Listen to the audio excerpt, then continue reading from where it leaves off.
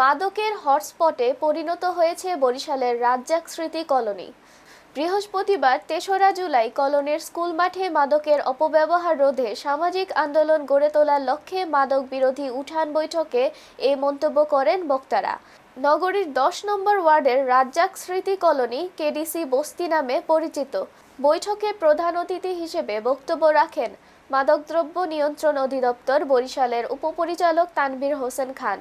এতে আরও বক্তব্য রাখেন সহকারী প্রসিকিউটর আশিক ইকবাল রাব্বি, স্থানীয় নিজাম ব্যাপারী, মনোয়ারা বেগম, কবির মাওলানা, জাহাঙ্গীর হোসেন, আনোয়ারা হোসেন, জাহাঙ্গীর মিয়া সহ আরও অনেকে।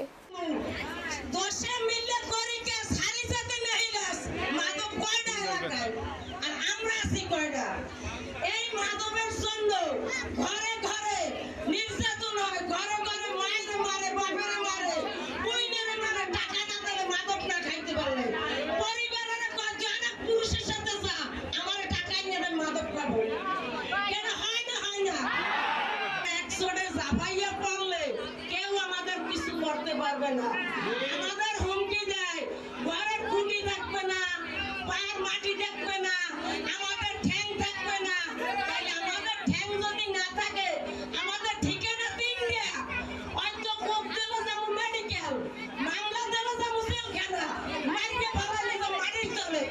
এছাড়া কোনো ভয় আছে? লড়াই সবাই করবেন, একতাভাবে আর মাদক থাকবে না। এরা কি শিখছে? এরা স্কুলে বাসায় যে আমার কয়টা লাগবে না কয়টা লাগবে হয় না?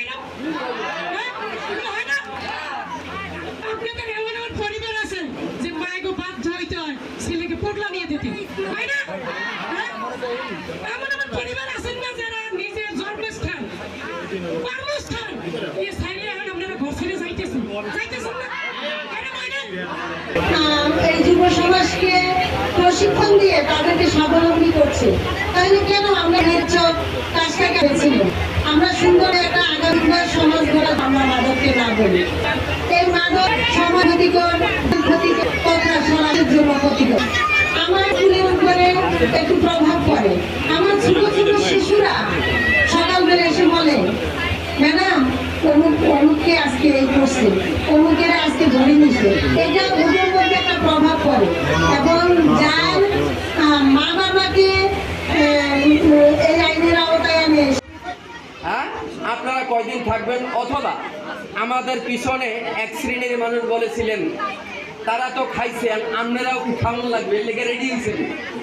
আমরা তাদেরকেও বলেছিলাম আমরা নেমেছি কেডিসি প্রায় ৫,৫০০ উপরে ভোটার এবং ১৫,০০০ নিরীহ জনতা এখানে বসবাস করে।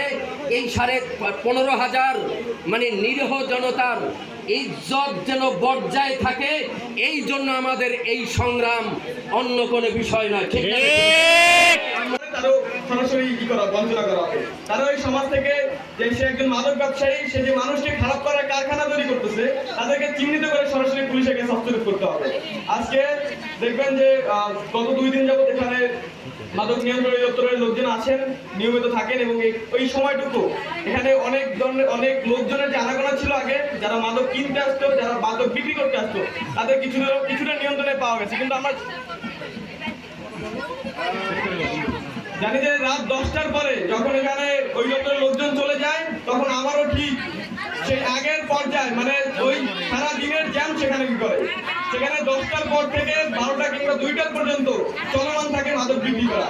সুতরাং আমরা এলাকাবাসীর পক্ষ থেকে আহ্বান জানাবো মাদক দ্রব্য নিয়ন্ত্রণ অধিদপ্তরের কাছে যে আপনারা অন্তত ২৪ ঘন্টা একটা আপনারা এখানে স্টাফ রাখার চেষ্টা করবেন, যাতে কমিটি করছি তখন আমাদেরকে বলা হয়েছিল যে এনারাও টাকা খাইয়া পূর্বের মতো চলে যাবে। অতএব আমরা সিদ্ধান্ত নিয়েছি আমাদের যুব সমাজের ভাই বন্ধুদের নিয়ে যে এবার আমরা মাঠে নামছি আমার মতন, হয় বাঁচবো নয় মরবো। যদি আমার ফ্যামিলি বাঁচাইতে হয় তাহলে আমার মাদকের বিরুদ্ধে ভাই লড়তে হবে, যদি আপনার ফ্যামিলি বাঁচাইতে হয় আপনার মাদকের বিরুদ্ধে লড়তে হবে। আচ্ছা, একটা কথা তো সবাই জানে, ধরেন ৩টা চোরের লাগে বা ৫টা চোরের লাগে, যদি ৩টা ভালো মানুষ আনে সমাজে তো বলবে ৫ জনই চোর, বলবে না ভাই? আর যদি 10টা ভালো লোকের লাগে 3টে খারাপ লোক চলে, সবাই বলবে ওই 10 জনই ভালো, তাহলে তো আমরা ভালোর পক্ষেই আছি। ভালোর পক্ষে